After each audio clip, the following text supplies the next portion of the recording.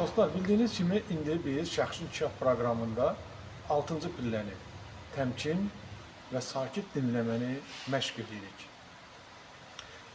Şəxsi inkişaf proqramının 3-cü pilləsi olan başqa adamın mövqeyindən düşünməni biz məşq edən zaman demişdik ki, bizim uğurumuz insanların fikrindən də asılıdır.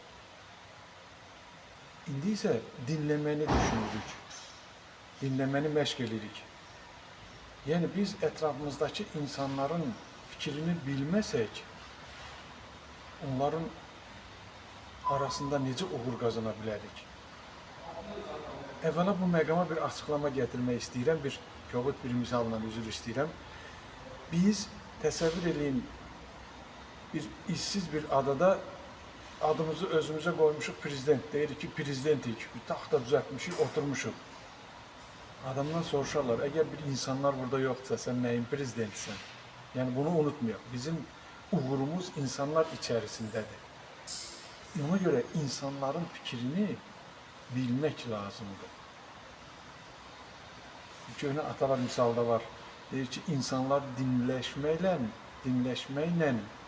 heyvanlar inləşməklə.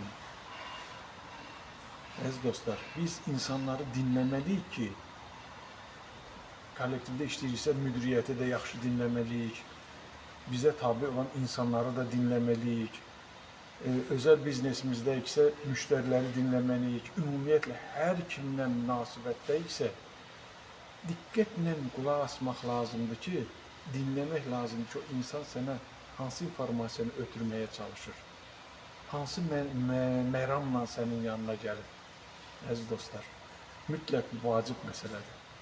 Sonda bir məsələni də deyim sizə, unutmayaq ki, söhbət zamanı insanlar çox vaxt bir-birlərini eşidirlər, ancaq dinləmirlər. Bir bazda təfəkkür edək, xoş gördük.